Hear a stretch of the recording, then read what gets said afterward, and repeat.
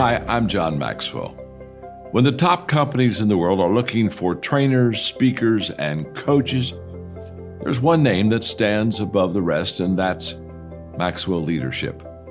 Our certified team members have gotten proven results for companies all over the globe, and our reputation, I'm proud to say, is second to none. Some of our members have risen to the top of their profession, including the one you're going to meet today. I proudly introduce you to my friend Bob Fabian Zinka. Welcome to the Leadership and Success Podcast with your host, Coach BZ, where we help you lead with purpose and succeed with impact. If you're ready to grow into the kind of leader others want to follow, this podcast is for you. If you're determined to elevate your success and leave a lasting legacy, this podcast is for you. As my mentor, Dr. John C. Maxwell reminds us, everything rises and falls on leadership. Our goal is simple: to inspire you, challenge you, and equip you with insights that can transform the trajectory of your leadership journey. Welcome aboard to another episode of the Leadership and Success Podcast with Coach BZ.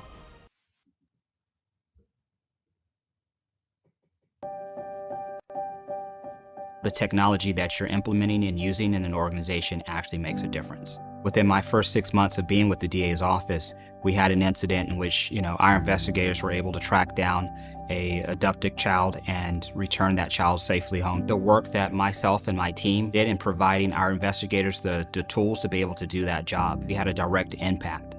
Technology definitely can help in getting to the truth of a case. It's all about teamwork, partnering the IT with the business side of the house to ensure that the organization is successful in meeting our goals. The use of Everlaw has impacted the team's workflow and efficiency 100%. We can try more cases with the same amount of staff. It's freeing up staff from having to spend that time in manually going through all of those documents so that they now can build a case surrounding that information and data.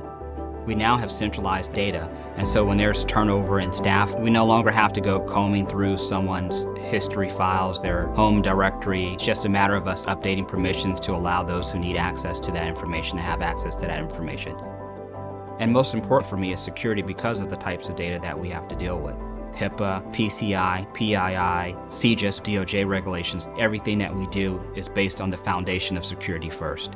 In our evaluation of Everlaw, immediately we saw the security around the system and solutions, and therefore it made the decision very easy and a quick turnaround. When I first started at the DA's office, we were very much a pen and paper organization. That has all changed now. I think this is just the beginning.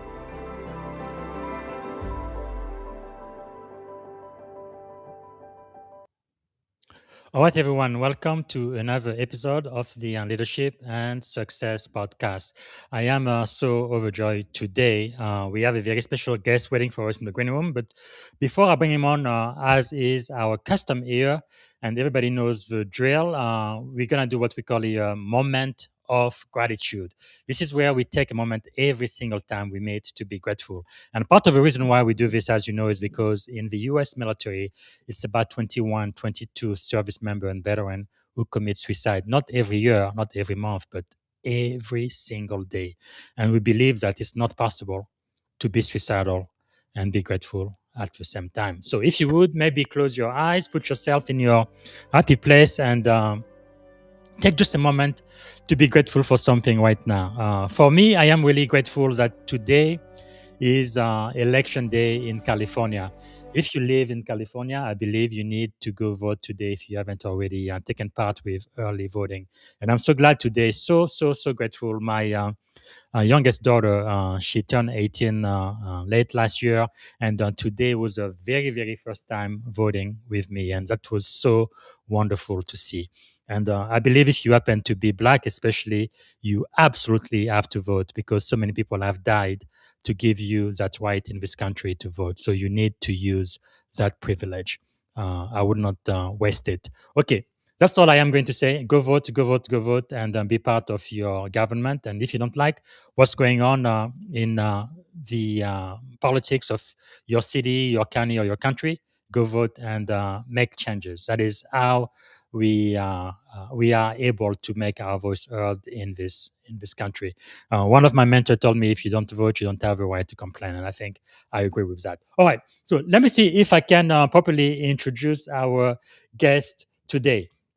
Today, I am going to be speaking to a naval sailor, a U.S. Navy veteran. I'm excited to welcome DP2 Herman Brown, U.S. Navy veteran. He is the Chief Information Officer for the San Francisco District Attorney's Office to the Leadership and Success podcast. So, Herman Brown is a distinguished technology executive, U.S. Navy veteran, public servant, mentor, transformational leader with more than 30 years of experience spanning military service, Silicon Valley, and government. As the CIO of the San Francisco District Attorney's Office, Herman has led the organization's evolution from a paper intense environment into a modern, technology driven, secure enterprise. Throughout his career, he has successfully driven digital transformation initiatives, strengthen cybersecurity program and streamline operation, reduce cost, and empower teams to embrace innovation while supporting one of the most important missions in government, public safety.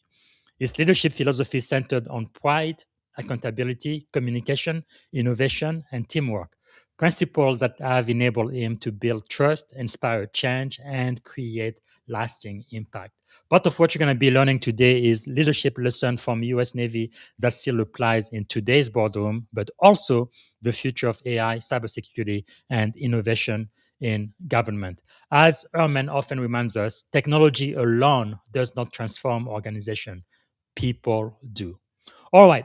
Without any further ado, please help me welcome to the Leadership and Success Podcast, the one and only Herman Brown. All right. Good morning. Actually, good afternoon. We are both in the San Francisco Bay Area. How are you doing, Herman?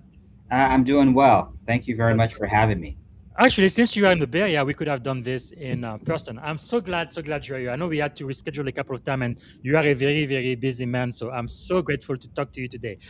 I guess to just get started, Herman, what is something you are grateful for today? I'm grateful to be here. You're right. I'm grateful for being able to share my story, my experiences, and hoping that just by me speaking and being here and sharing my experiences, that someone else is able to learn or take what I'm saying and utilize it in a positive way in their life. That is so wonderful. Is there something about you that most people may not know when they first meet you? Wow. So, I do this icebreaker question with my team whenever we get a new team member. Mm-hmm. And I ask the question is, yeah, what is that one thing someone may not know about you that you can share with the group? And it's a great way to be able to get to know people and break down those walls. And the story that I share with my team, so my team knows this, but very few people outside of my team knows this, is I'm actually in a rap video. Really? Yes, yes. So Okay, I am you want to tell us more? yes, I'm a big San Francisco 49ers fan. Mm-hmm. And there's a song by Champ Bailey, Who's Got It Better Than Us.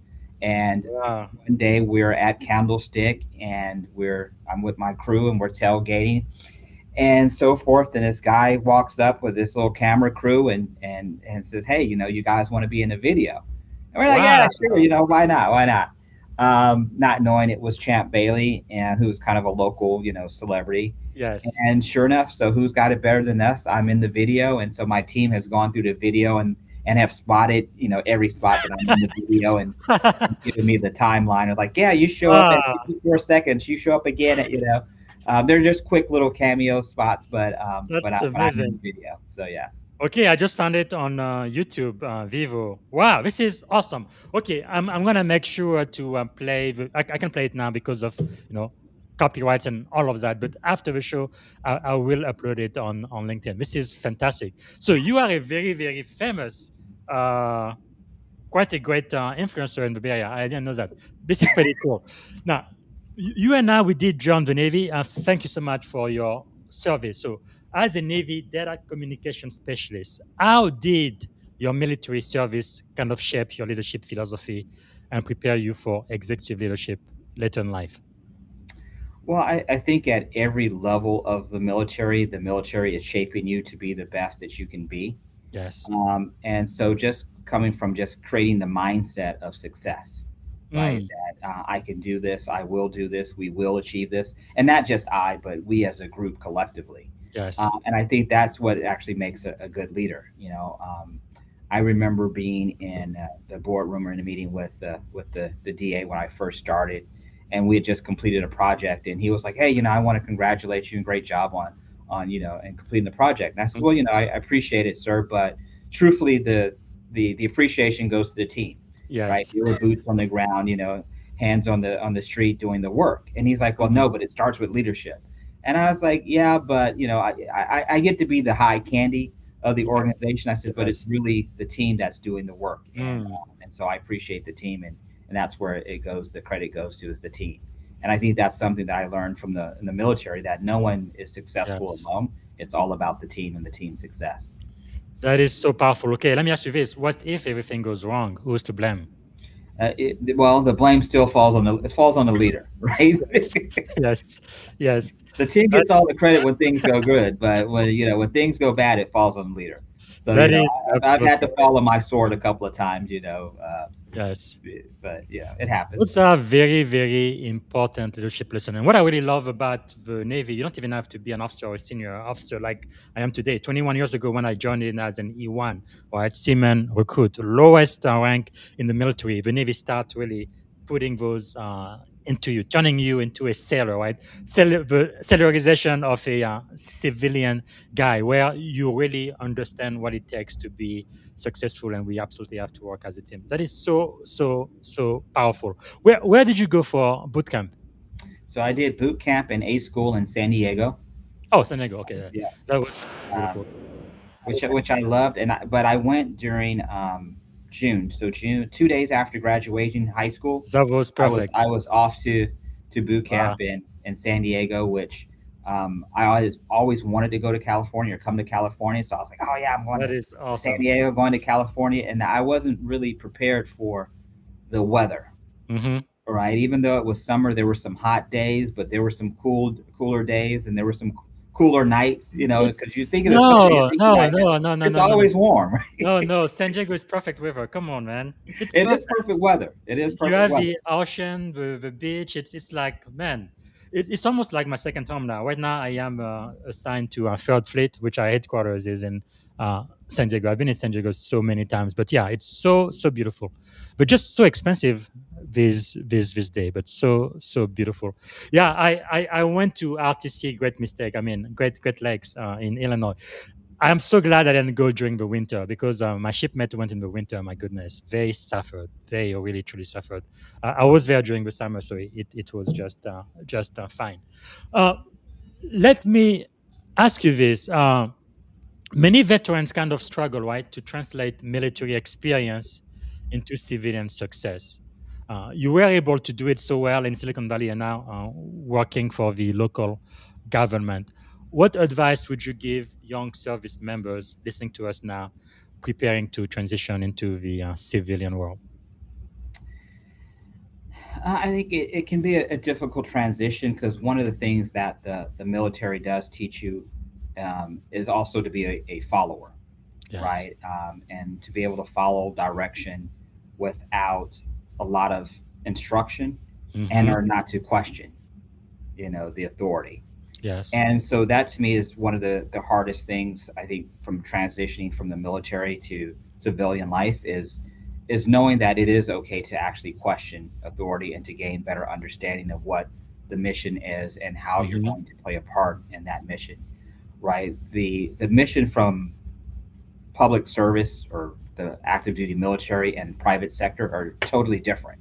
Right? Yes. Our mission and goal in the military is to protect our civil liberties and our rights, and so there's not a lot of question about what it is that we're there for. But when Hmm. you get to private sector and you're working for an organization, the mission is very different. Yes. Some mission is to be able to provide services to constituents, like in the city and county of San Francisco government Mhm. space, to make it a profit for the organization. And then Yeah. you have to figure out, is this an organization that I want to be a part of that's Mm. only about making profit and not bettering the community or not providing any type of safety. Yes. So don't be afraid to question it and ask yourself, is this the type of environment and Mm. organization that I want to be a part of? And I think that becomes the hard part. And I know there was an Yes. adjustment period for me, when I kind of just sat back and people was, oh, this is what you need to do. And I was like, okay. And I would just do it and not really understanding Mm-hmm. why I was doing it or why I needed to do it, um, Yes. and how this was benefiting anyone other than Mm. the people making the money. That, that is a very important insight because sometimes I feel like when I am in uniform, I'm almost like Superman, right? I am really working to help improve the national security of the most powerful country in the world. You get to go places and do things that you just couldn't dream of doing in any other place or setting. But generally speaking, in the industry, many industries, many companies, all they really care about is just the bottom line or making money and profit and so forth. And if you come from the military mindset, sometimes that may not be what motivates you, and that might be a problem also. Have you experienced that where you really felt like they didn't really have any mission really above and beyond themselves, but it was just about making money, period? Uh, yeah, I think there were definitely some organizations I was a part of that was all about making money, and being profitable. Yeah, we provided a service, but the service was about making money, right? It's helping Yeah. someone else make money. So I worked Hmm. for a consulting agency, um, service provider when I first got out of the military, and I Yeah. was farmed out to businesses and helping them build their systems and Hmm. infrastructure and support their staff, and so that they could make more money in their line of business that would generate more money for our company and providing Yes. me more time and hours out on site. Hmm. But it wasn't doing anything to better the community. It wasn't a Yeah. national security thing, that you get to be when you're, like you said, when you put on that uniform, you feel like Superman. You're a Yes. superhero, right? You're protecting our civil liberties and the Hmm. things that our forefathers, have fought for, so that we would have the right to vote, right? Yes. We would have the right to go to school. We'd have, the Hmm. right to have our own mindset, to make our own decisions. Yes. That free will, so to speak, that a lot of other countries don't get. That is so true. So I would say for those transition, you have to be careful. Really, make sure whatever company you are going to work for. Now, I understand sometimes you just have to work to make money and be able to pay your bills. You got to pay those bills, man. I do I do get it. But when you come from a service-oriented organization like the Navy or the Air Force or some of the other military branches, sometimes though, if you don't have that passion or that purpose, you may feel unfulfilled because you're like, same old, you are doing stuff and it's very mechanical and you're making profit, but that doesn't really satisfy. You don't really get that brotherhood that you get in the military. Like even today, 21 years later, I am still in touch with the people I went to boot camp with. They've almost become like my brothers. Although I didn't know them until the day I met them there. So there is really, I think, a lot of benefits that you get from being in the service. I feel like you can't really get anywhere else, at least not in the same way. Now, there is this thing too. So let me ask you, sailor, what are the core value of a sailor? So the core values. So for my team here, we have these No, values. no, no, no, not your team. Sailors, U.S. Navy sailors. Oh, the core value of sailors: integrity, loyalty, um, dedication. Okay, Right. that is that is close now because I do speak a lot, about 12 to 15 times every year, and every time I ask people what are the core values for their organization, less than 2% know what the core values of their organizations are. Many of them they have to go to their website and figure out what those are, and to me that's a big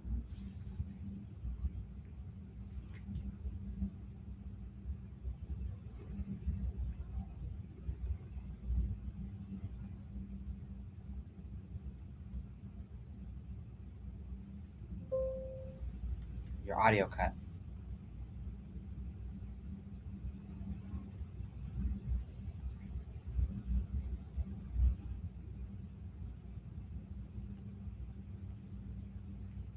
Sorry, can you hear me now? Yeah, I can hear you now. Okay, I don't know what happened. It looks like I lost my Hold on. Just one quick second. Let me see if I can get my sound back. Yeah, I can hear you fine now. Okay. It looks like I am using my computer's microphone. I want to use this microphone here. No,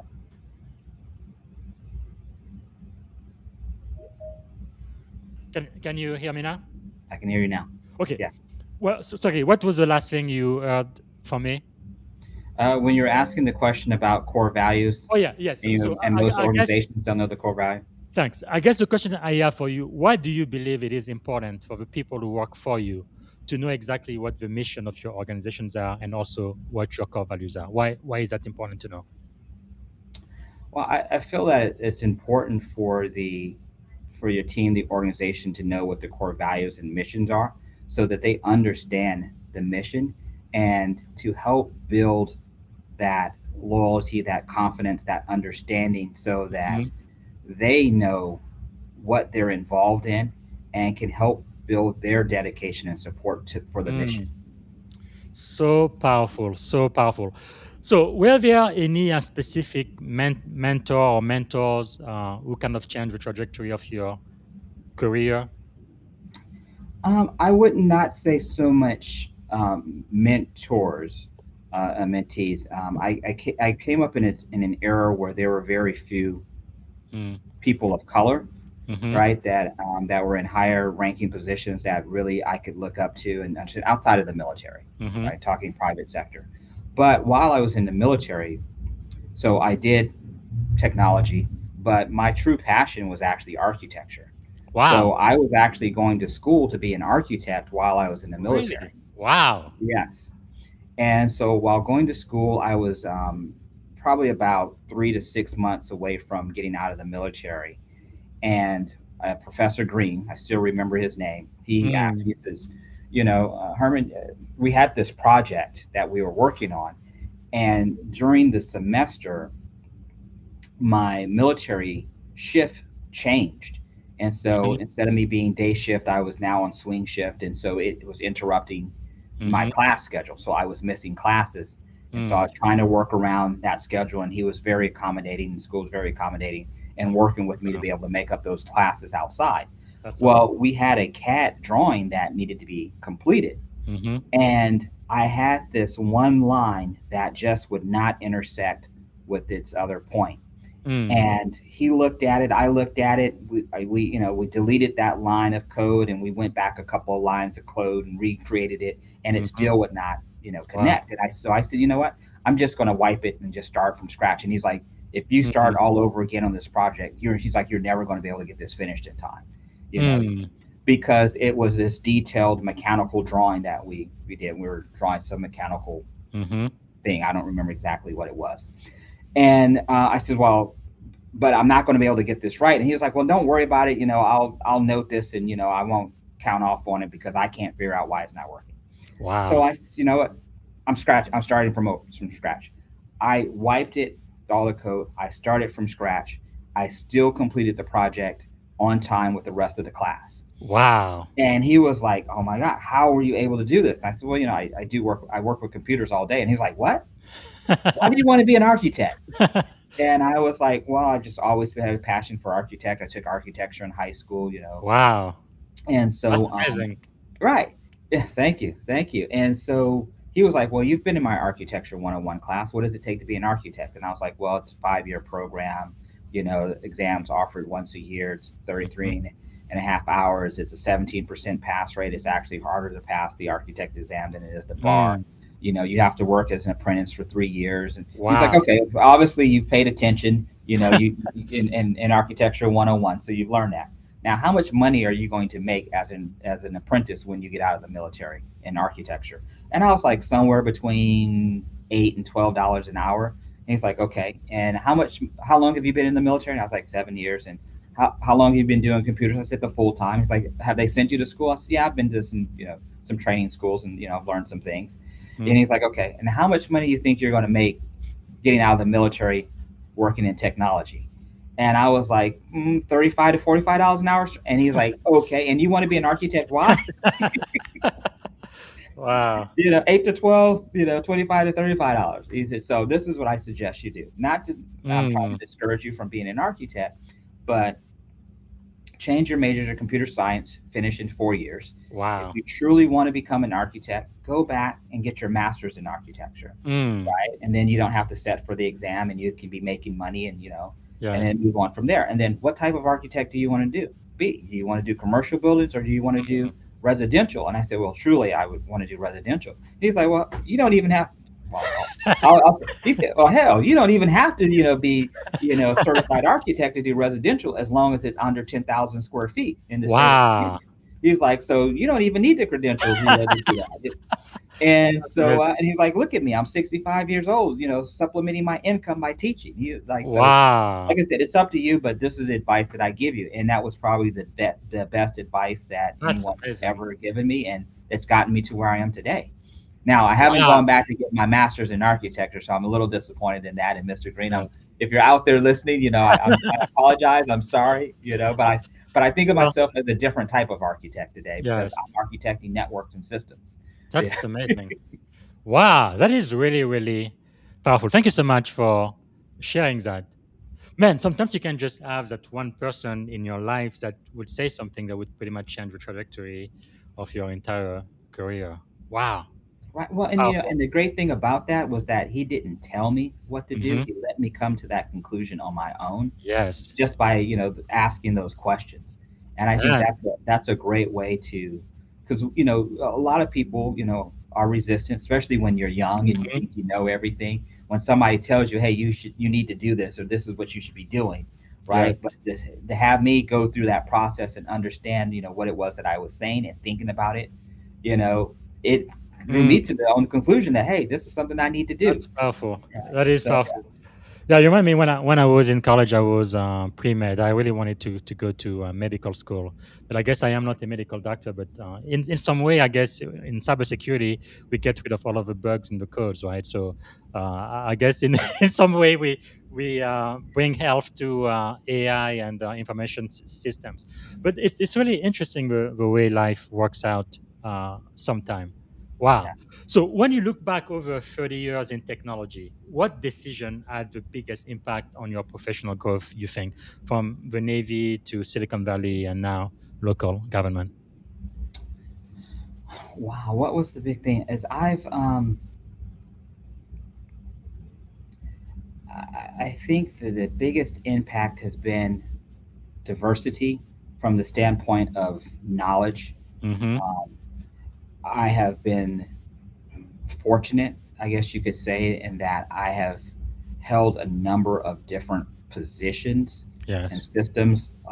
Like I started off, like I said, in the military working on mainframes with paper tape and card readers, which is really Mm-hmm. showing my age because most people don't know anything about that nowadays. Yeah. You know, um, but having that foundation, but then I've done cabling, so Mm. manufacturing RJ11s, RJ45s, Yeah. polishing the tips on fiber, uh, running cabling through crawl spaces. I Mm-hmm. did all those, those low level, entry level jobs to, being a network engineer to a systems engineer working Wow. on Unix, Linux, Novell, That's amazing. Microsoft, you know, VMware, Nutanix, Mm-hmm. to being mid-level management to senior management to CIO, VP director of That's technology for organization. That amazing. that all those different levels and experiences taught me what it takes to do those roles and Mm-hmm. positions, and that has helped me just become a better leader because I understand the work. I've Yes. done it, yeah, before, That's amazing. That and I is. can appreciate the people that have to do it. Because I Yes. know how Yes. difficult it can be.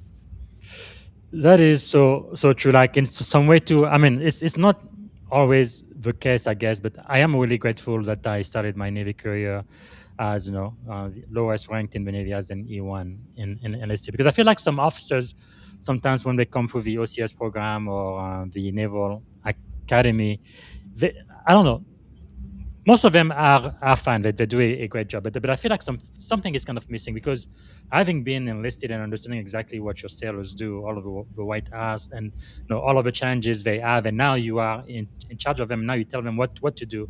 Having been there before, I think it just makes things a little bit more special. Yes.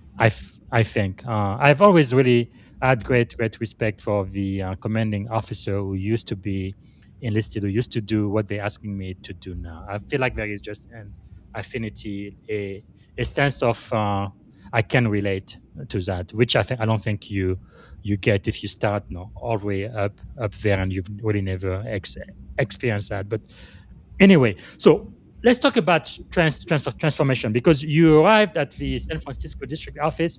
Like I said in the introduction, that was largely a paper based organization, paper and pencil. What was your vision for transforming it into a technology driven secure enterprise? Well, I've been fortunate, and I always say fortunate because I think every experience that I've gone through has been a fortunate experience for me because I've been able to learn and Hmm. take what I've learned in that previous position and apply it Yes. within my next position for continual growth and self growth and Hmm. education.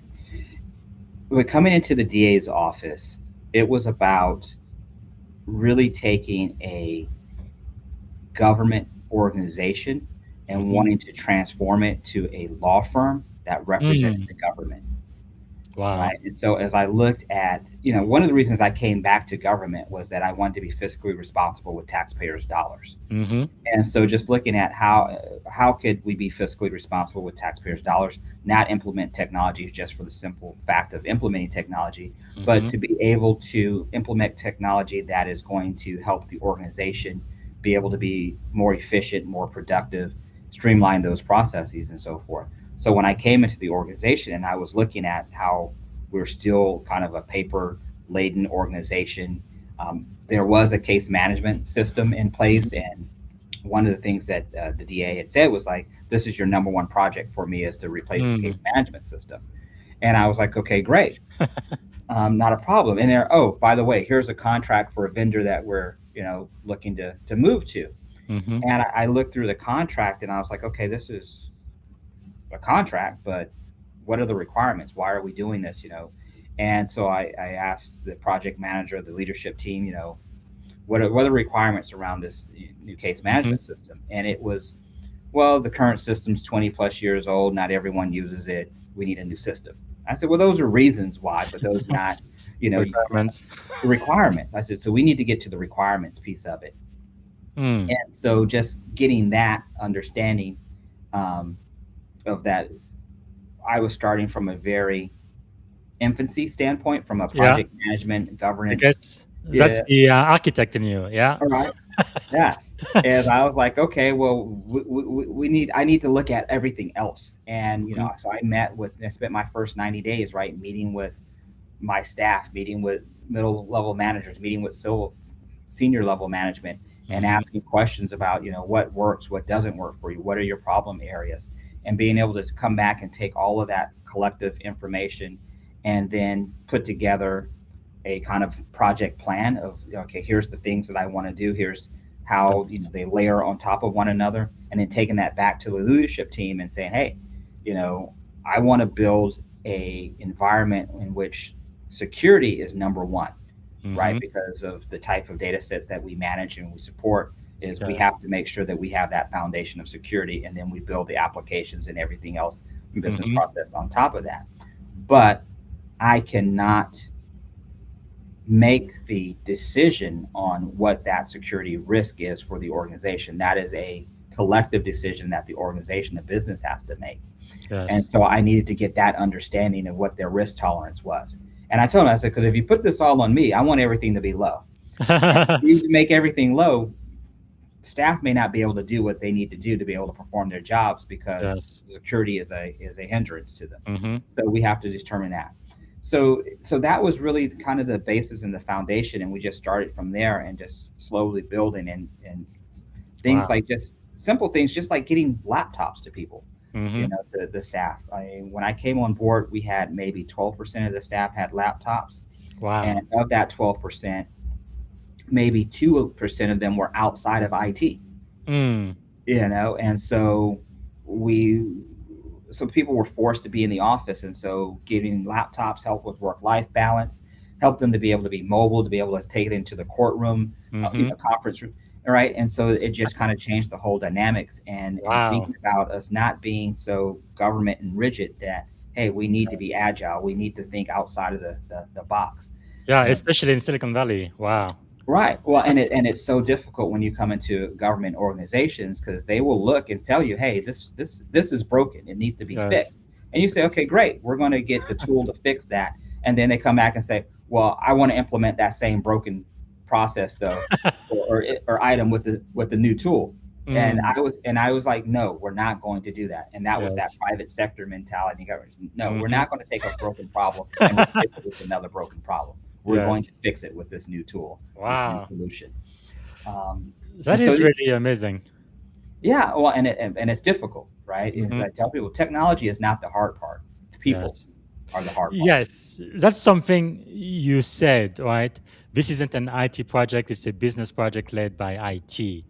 Correct. So, what do technology leaders get wrong when trying to drive transformation, you think? Well, I think sometimes the technologists think that they know the business and what they can do. And whereas, like in my example, with like the new case management system and going to my leadership team, I was like, look, I'm not an attorney, I'm not an investigator, I'm not a paralegal, I'm not a Mhm. victim advocate, I'm not a victim claims person. So these are all the various units within the organization that my team and I support. And I was like, Yes. so I cannot say what that business process should look like and be. Now, I have an ideal from a technology perspective on what it should be and how it should work, Mhm. but I don't know the in the weeds intricate details. And Correct. that's where we have to partner with the business, and Mm. the business has to Powerful. be a part of that project to be able to help us understand that and guide us through that. So we need the business subject Mm. matter experts. And there was pushback. Leadership said, Ah, no, our attorneys are, or they have to be in trial. The paralegals, they're overworked, overwhelmed because they have to do all these mm. things and supporting the attorneys in trial and so forth. And I was like, well, if you tell me the only success criteria for a new case management system, that it's a new case management system, then fine. IT can do it and we can implement it. But if you tell me it needs to be able to solve this problem, it needs to help us be Mm. paperless, they need to be able to file motions in courts, they need to do all these other things that I have Mhm. no idea of what an attorney does on a day to day at this point in time, or Yes. what a paralegal does on a day, then I need their input. They have to be Man, part of this team to make this successful. to be successful, that is really crucial. So, what do you think for aspiring CIOs who are listening right now? How do they gain buy-in from executive who may not understand the technology? How did you do it? I think there's a couple different things there. One is being honest and open with the leadership team and what you need from them and what your expectations of them are and what you're capable of delivering. And two is also having the leadership is being able to communicate in a way that the leadership team understands the language. And Mm. a lot of times is, especially in technology, it's funny because I was actually at a high school graduation um, this weekend, and I was talking to a group of people, attendees, and we were talking about acronyms and how, acronyms mean different things in different lines of businesses. Yeah. So you're in the medical field and you have your set of acronyms that you use that Mhm. you and I having a conversation. I'm a technologist working for the DA's office. I Yeah. don't necessarily understand those acronyms in that language. So I need you Mhm. to break that down to me in layman's terms. Yes. And me being a technologist, I'm speaking to an attorney or I'm speaking to a doctor, as I need to be able to break that down into ways that they can understand. Mhm. So I love using analogies because I think that's Nice. one of the easiest and best ways. And one of the analogies that I use, like with my CFO, when we start talking about cybersecurity in business, I say, hey, look, I'm a Navy guy, right? And we're in this wooden ship, right, in the middle of the ocean, and it has these holes in it, right? And we need to plug these holes. Yes. So I'm buying a firewall to plug this hole that's below the water line. And anything below the water line is a higher risk. Anything above Mhm. is a lower risk. A bigger hole is a bigger risk. A smaller hole is a smaller risk, right? Yes. And these are placed all throughout the boat, and the boat's taking on water.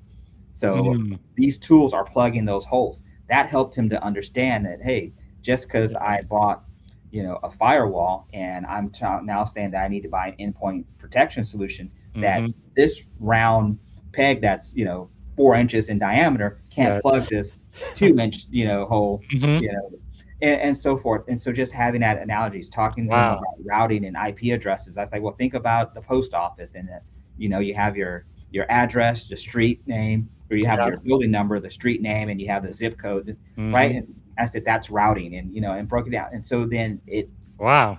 stuff that they could Wow. understand, right, and they Yes. could relate to. I think that's how you end up getting the buy-in, and try to avoid the fear tactics. Hmm. I think Third, right? Fear, uncertainty, and doubt. right, Yeah. right, exactly, exactly. Wow, that is really powerful. Let's talk about cybersecurity and public trust. Wow, we're already running out of time. I can't believe this. Let me ask you this. So, you've served in a role where cyber breaches could impact criminal investigation, victims, law enforcement, partner, and public trust. And I believe you said the first week, I think, when you got your job, you were actually able to save a life, which is pretty awesome. Not many CIOs can say that. So, how does that responsibility shape your cybersecurity strategy? Well, it makes what we do very important and real. Yes. Um, I think that there's no greater sense of responsibility and duty Hmm. and commitment when you see the results of your work Mm. up close and personal, Yes. right? It's one thing, like, I worked for Central IT, before taking on this role for the city, and Central IT provided some services to the DA's office, but we were a step or two or three removed from the Hmm. actual work that the DA's office does. Yes. Now I am right next to that work. I'm seeing the Mm. results of what it is that we do. And so that empowers me and my team to want to do more, to want to do better, because we see the direct effects of what it is Yeah. that we do, and how it Powerful. helps and changes the community. That is really, really powerful. Having that sense of purpose, I love it. So, as I guess I'm gonna need to land this plan in the next 10 minutes or so. I can't believe we've been speaking for almost 45 minutes already. But let's talk about AI technology and the future. So, we first met, I think it was a couple of weeks ago at a security conference in the city. And of course, these last 2 or 3 years, all we talked about mostly is AI. So let's talk about AI for a minute. So artificial intelligence is really changing every single industry right now. How do you see AI impacting public safety, legal operation, and government over the next 5 years? Well, I think AI is here to stay. There's no doubt about that. Hmm. It will impact the government. It will impact public safety. Um, I think the jury is still out on exactly how that's going to impact, because I Hmm. think it also depends on what level of federal government or public safety you are, versus from a federal level versus a state level versus a Hmm. local level, and then what cities. San Francisco is being a very conservative city. Yes. We have surveillance ordinance practices in place to kind of prevent and protect peoples from. I'm not going to say necessarily AI, but AI I think is one of those tools that are going to help enhance the public safety from an officer standpoint. Uh, Hmm. Ability to be able to do their job, right? Like we have flock cameras that capture license plate number, and you can put in a license plate number, and it will alarm you wherever that vehicle may be when it hits one of those cameras, right? San Francisco is very Wow. slow to adopt that type of technology because of fear about being able to protect people's personal information and identities, Hmm. whereas other cities um, are a little bit more aggressive and like, yeah, we want to do this. We want, you know, Yes. we have a different mindset and opinion about it. Mm. But we do have tools that we leverage to help our attorneys in being able to kind of find the needle in the haystack when they're reviewing case files. Yes. A case file from a misdemeanor case can be 20, 30 pages to a more serious crime having 3, 4, 600 pages worth of Wow. information and video and audio files that an attorney Mm. has to go through. Yes. And so being able to have AI to help parse through that information that makes it searchable and that you Hmm. can query against, that's factually Yes. based upon just that set of information without any outside influence, is very Hmm. important, because one of the things Wow. that we have to be cautious about is ensuring that when we go into court that we're providing factual data, Yes. and there's no hallucination in our data. Yes. Wow. So, what do you think are some of the risks about emerging tech, especially AI, that kind of concern you most? Well, I feel like we need to define AI and what is Mhm. actually AI. I believe that I have a belief that the media and businesses have thrown AI out there as a key word, Mhm.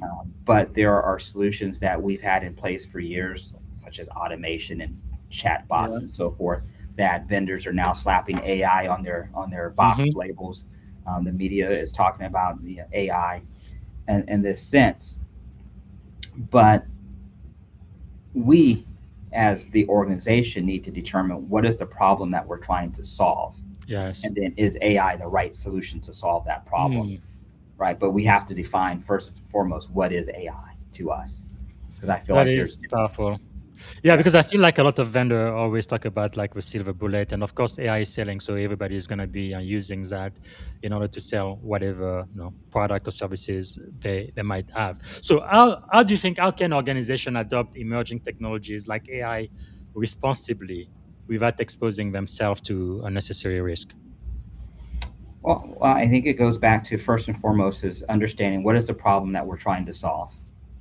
How does AI help us solve this problem? Mm-hmm. What protections do we have for the data that is required for this AI solution to be able to solve this problem? Do we have a governance committee, put together? Yes. Do we have governance around the data? Have we standardized that data and cleaned that data up? Mm. Have we consolidated that data? In organizations, you may have siloed data that, um, like for instance, our attorneys may be using one set of data, for the Mhm. work that they're doing, and our investigators are working off a different set of data. But yet Yes. it's the same data, but it's two Mm-hmm. separate siloed sections of data because this is owned by investigators and this is owned by Mm-hmm. attorneys, right? Well, when you try to merge that data together, how consistent and accurate does that Yes. data become? Mm. So I think those are kind of the four steps of you gotta understand the problem, So understand whether true. or not AI is the right solution. What is our governance around that data? Let's Yes. consolidate and standardize that data to make sure that we have clean data moving forward. That is so important because data is really the foundation, right? Because even when you use AI, what you get out is dependent on what you put What you in, put how in. you trade it in. That is so wonderful. Okay, we have our first question from the audience. Daniel Young, who is a very active member of our tribe here, he says, "Do you agree that cameras add to public safety so that you have eyes and multiple spaces?" Yes, I do believe that cameras are capable of providing additional security, not necessarily in the sense that they're going to prevent something from happening, but if something should happen, you have that video evidence of what took place. Mm-hmm. And then something like I mentioned, earlier, like the flock cameras, where Yeah. it's capturing license plate information that you can put that license plate number into that Mm-hmm. vehicle, and anytime that vehicle passes one of those flock cameras, Yeah. alarm is triggered. It then helps you be able to track down potential defendants or Yes. maybe even victims, Mm-hmm. of crimes. Are there any safeguards that you think should be added to that type of technology, especially when you use it for public safety? Anything that you see? Absolutely. I believe the safeguards are, first and foremost, ensuring that only those who actually need access to that Yeah. information and data have access to it.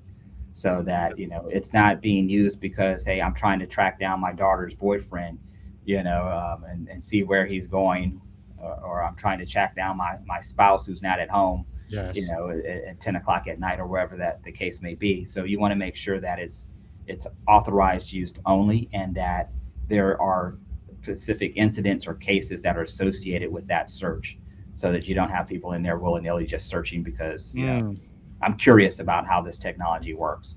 So even myself, like I have access. I use Flock as an example. I have access Yes. to Flock, and and I go through the training. They're like, "Oh, put in a license plate," and I'm like, "I don't want to put in a license plate. I mean, Yes. I don't have a need to put in somebody's license plate, Mm, so I'll use my own license plate. But I was like, but this doesn't really work that well because I said I know exactly where my car is. It's parked in wow. the garage. But I can Yes. historically go back and look and say, oh well, yeah, I was on my way to work. I passed through these Mhm. intersections, and yes, there's a camera there. You know, Wow, it's really interesting what type of world we live in today, isn't it? I'm so glad I'm living in 2026, right? Not in 1776. But it's just incredible. So as we end the show, I want to ask you. So you've gone from being an E1, E5, and now you are a senior executive, CIO, a C-level executive, their San Francisco District Attorney Office.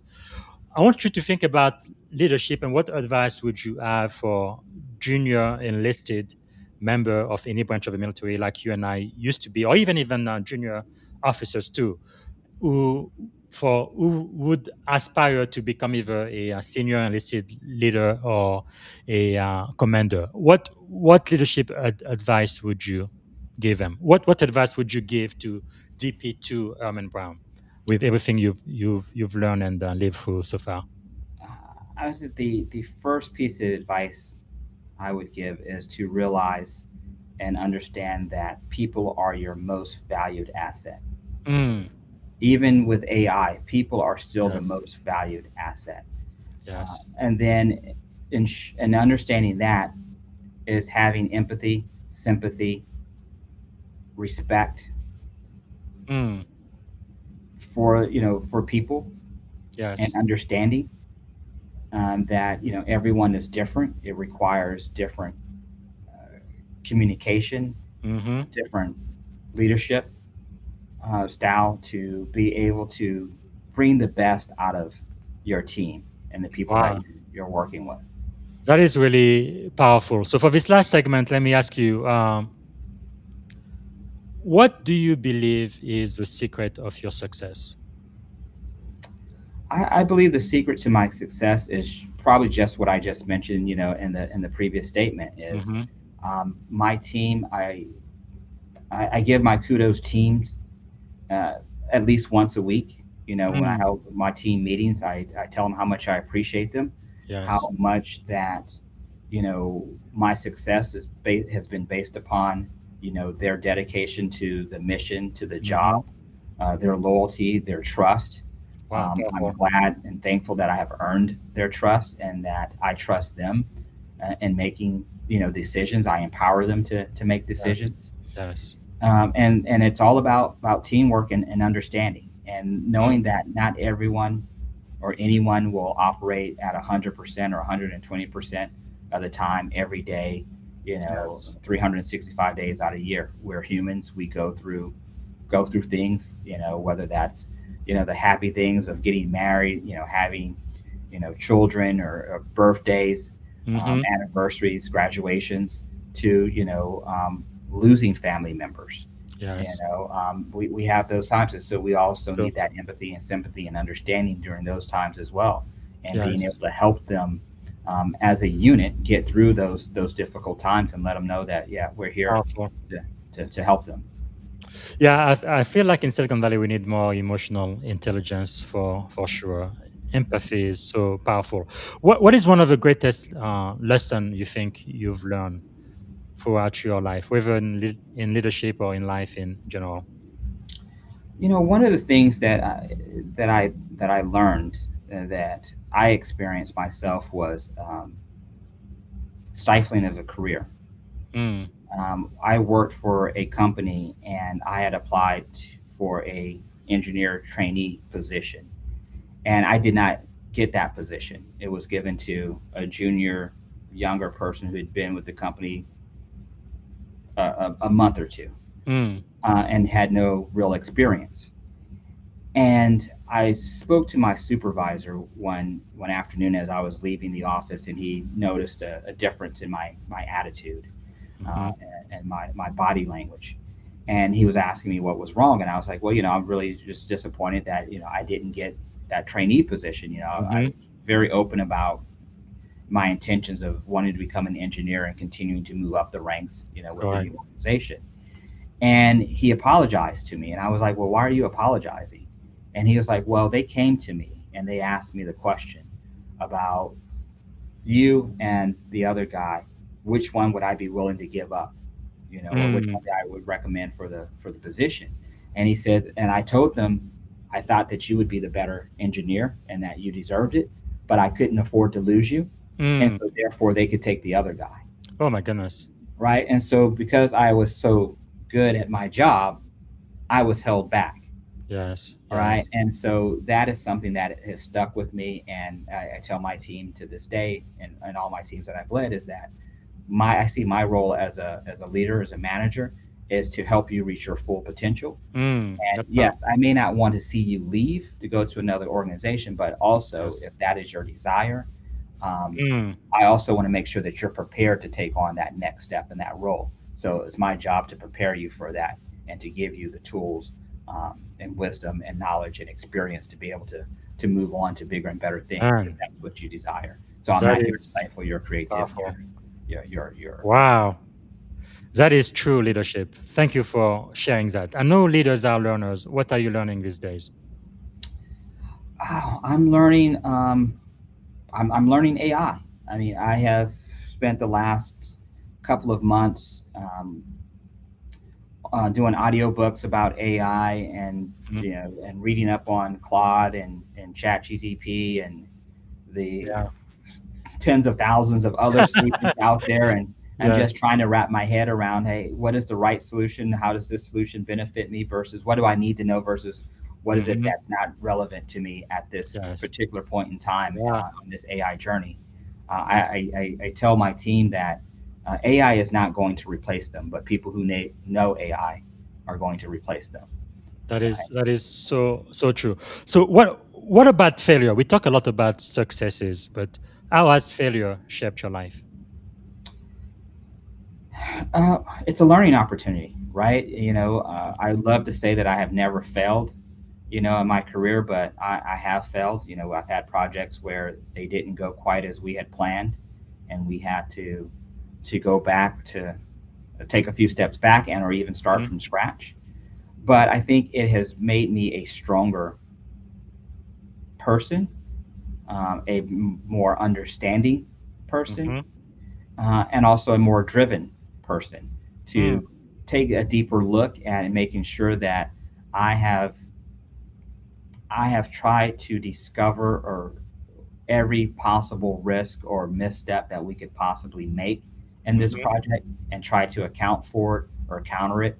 Um, but knowing that there's always a level of we don't know what we don't know until we get into the weeds of things sometimes. True. But just being prepared that, hey, we may run into that. When we do, let's come up with the best solution possible. Let's try to learn from it and not repeat it. That is quite powerful. Using failure as a learning event, and that helps you get better, not bitter. So powerful. Is there maybe like a song, a book, or a movie that would be your life's theme or anthem? Well, I joke and I say, Drake, started at the bottom, now I'm at the top. Mm, Kind of going back to your earlier point about yes. going enlisted, being an E1, in the military, to now being a CIO, as Hmm. I hit all those rings to get to where I am today. So I started my career at the bottom, and now I'm at the top of my That's career powerful. as Very a CIO. inspiring. Yeah. Yes. Wow. What about a book? If you could recommend one book to my audience, which book would you recommend? What book? Rich Dad Poor Dad. Yeah, yeah. Robert Kiyosaki, and it's not actually not just Robert Kiyosaki, but it's Sharon Lecter too. She was the one who co-wrote the book. Sometimes people forget about her. I interviewed her last season, last year. I think it was in June, July. Wonderful, wonderful woman. Uh, Thank you for sharing that. Okay, as we come to the end, sorry, I think I've already taken 7 extra minutes. I'm going to close this in the next couple of minutes. Oh, Uh, no problem. if you had one and only one day to live, what would you have liked your final contribution to be?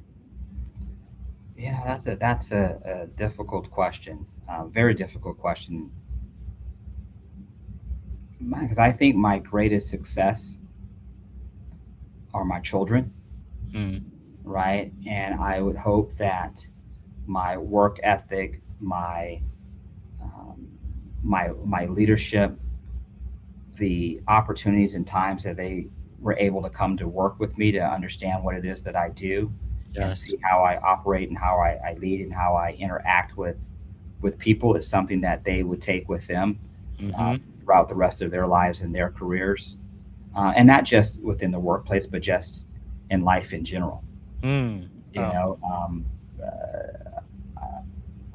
I've been told that I have this very genuine sense about me when I speak to people, and Yes. I say that's because I am genuinely, care about others, and Mm-hmm.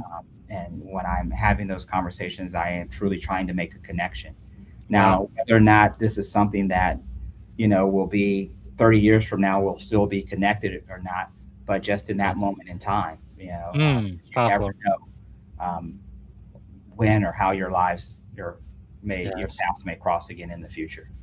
Wow, that's powerful. Living in the present, but also treating everybody with respect and dignity. That is powerful. So, The way that you want to be treated, right? That old adage, treat others the yeah, way that you want to be yeah, treated. yeah. That's something my mom and my grandma taught me when I was a kid. I don't know. It's really something when it comes to leadership, success, and really the way to live a great life. I don't think it's like rocket science. It's actually not that complicated. But I guess the challenge is really in the execution, doing what you know is the right thing to do and doing it consistently. Uh, Very, very powerful. So, if you did have like a magic wand and you could solve any problem in the world, what is the one problem you'd like to solve first thing tomorrow morning?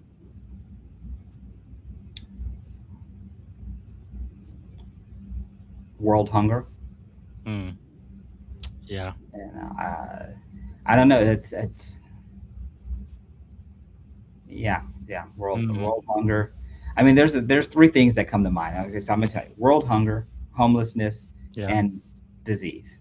Yes.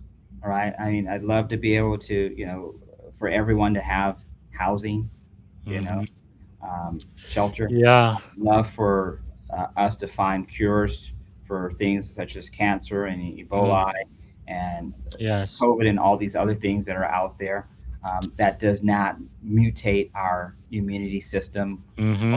or change us, but Yeah, because I feel like this is really tragic. You and I, we live in Silicon Valley, one of the most expensive zip code in the world, but we still have people here who are completely homeless and some kids who don't know where the next meal is going to come from. And then next door, you have billionaires, actually soon to be trillionaire. That doesn't make any sense at all, does it? no, it doesn't. Not Having more money than God, more money than they can ever spend in 20 lifetimes. yes, But yeah. Well, I hmm, know I was been asked the question is like, what would you do if you were to win the lotto?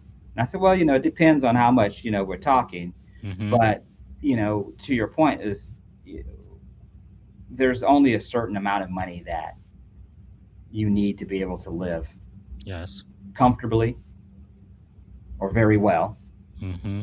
and then there's outrageous, right? And I think there's nothing wrong with living very well. I think there's nothing wrong with living outrageous if that's what you've earned that. But at the same time, how do you live with yourself,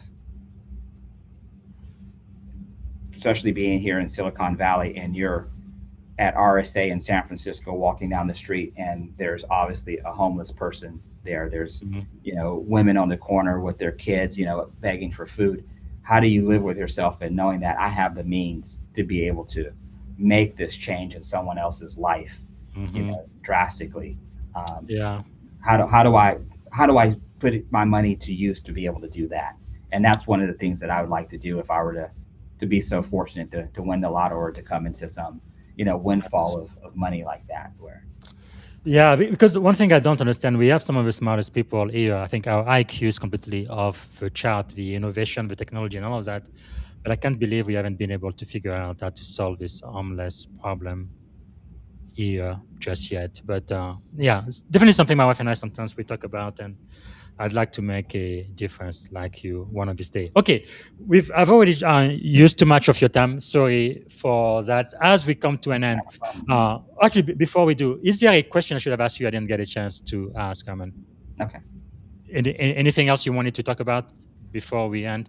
Oh gosh, I mean, I think we could probably do a whole nother hour or 2 hour Yeah. segment of just talking. I enjoy, these types of conversations. I enjoy, Yes. like I said, Thank you. putting myself out there, hoping that others are able to learn. I would recommend, and ask that, hey, if you have a question for me, reach out to me on LinkedIn. Mm. I know my profile's been shared. Make Yes. a connection. I do respond to people. I apologize if I'm a day or two slow and responding sometimes, but I'm busy and I travel. But thank you for having me. And busy. I don't even know what to call you because I see Commander and I was like, I want to call you Commander and I want to snap to attention and salute you. It's Um, great. but Thank you. yes, but thank you very much. I am sincerely humbled and appreciative of you asking me to be a part of your podcast. And No, I am really humbled to be talking to you because you are no, one of those few people in America, less than 1% now, they say, join the military. Not only you serve in uniform with honor, but now even out of uniform, you are making such a great difference. And I think we need to really amplify voices like yours, the work you do in IT with the district attorney and public safety. I think that's extremely important. So thank you, sir, for being one of our master teachers today, and I really appreciate it. I guess the last question I am going to ask you is, uh, what is something you are feeling optimistic about these days? what am I feeling optimistic about? The future of our Mm, youth, especially as we move further into this world of AI. yes. That I'm hoping that they do not allow AI to take over their critical thinking skills, Mm, right? And that they look at AI as a tool to better the world and yes. not as a replacement for people. Mm. Powerful, powerful. I think this is needed so much right now because I believe all of the commencement speeches I've seen, there were three people, including Eric Schmidt, the former CEO of Google. When they talked about AI, all of the graduating senior were booing. Oh, no, no, we don't want AI. And I feel like we need to use it responsibly and ethically. Yeah. I think that needs to become. I'm really surprised we don't have the AI regulation in America. Even China now has regulation on AI. Of course, the European Union is far ahead of us.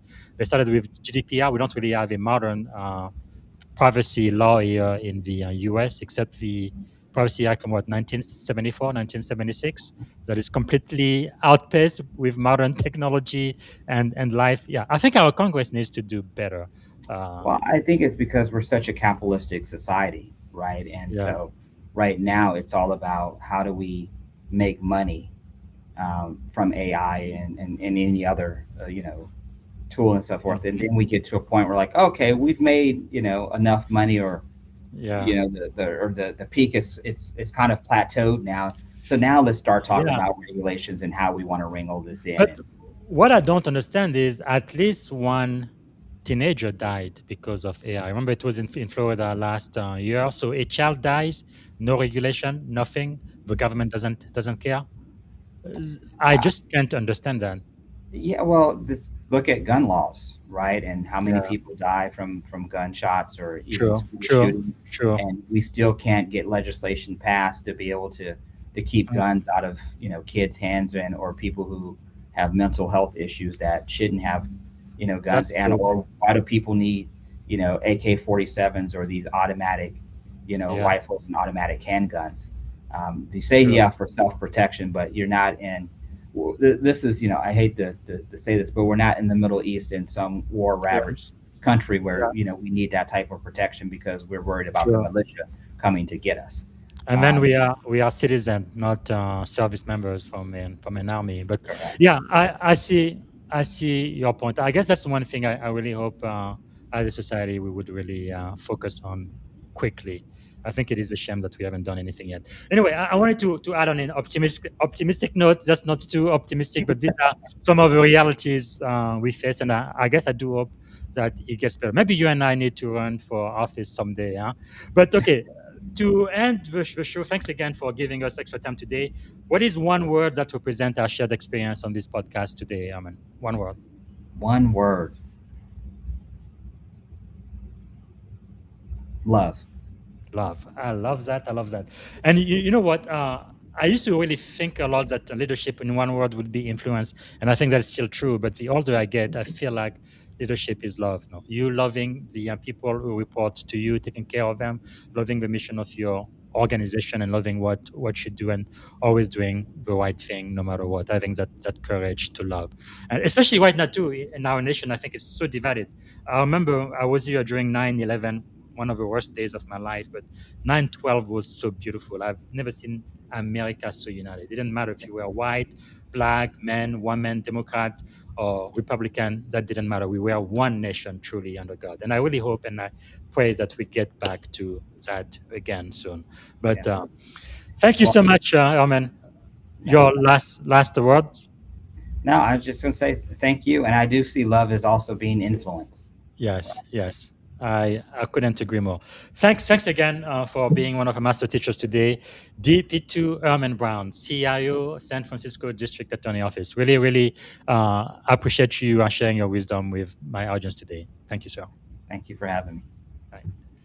All right, this is one for the book. Thank you so much for watching. And as you guys know, really quickly, we do celebrate Black History Year here on the Leadership and Success podcast. So for today, we are June the 2nd, 2026. June the 2nd, 2015, 97 years after his heroic action on the battlefield in France, Private Henry Johnson was finally awarded the Medal of Honor by President Barack Obama, the U.S. military highest award for valor. So I've written an article about that, and you can go ahead and read about it. But this was a private sergeant. He became a sergeant after the war. He was a private at the time, Henry Johnson. I think I'm going to write a leadership article about his life and the all-black 369th Infantry Regiment from Harlem.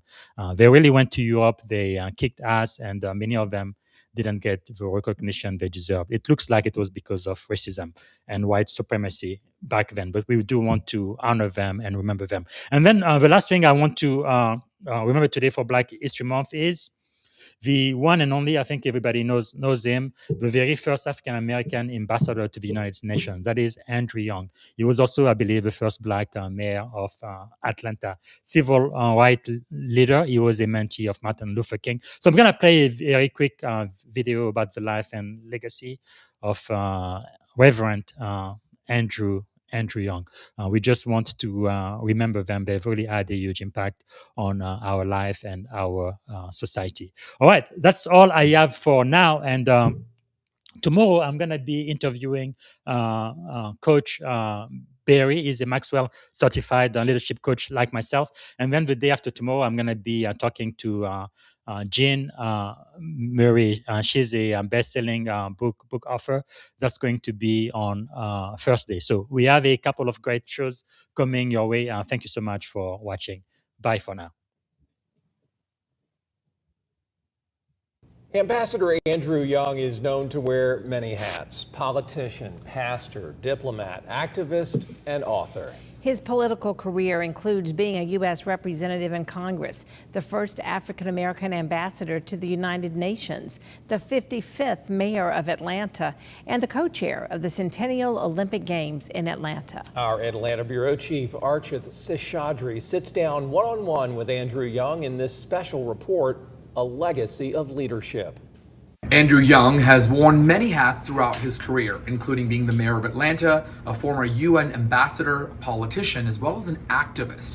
But he says setting up the Andrew Young Foundation about 15 years ago fulfills his life purpose. The organization helps communities around the world to feed the homeless, help educate people, and clothe people who are poor. And he says that is his mission, to do things that people typically would not do. Born in New Orleans back in 1932, Ambassador Andrew Young is looking back at some of the key moments in his life. He initially studied to be a dentist and went to Howard University, but says destiny had other plans for him.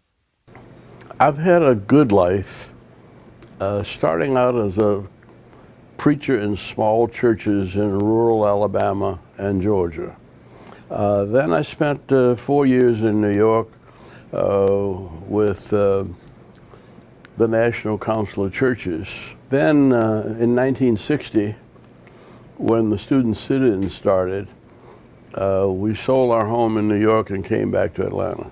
I learned to live with people who were different and who disagreed with me and whom I disagreed with. But my father always said, don't get mad, get smart. He said, if you lose your temper in a fight, you lose the fight. Young says he drew inspiration from leaders like Martin Luther King Jr. and Mahatma Gandhi, focusing on leading with nonviolence. I remember we were in a march in Chicago, and it was this young lady came up to him and called him names and said, get out of town.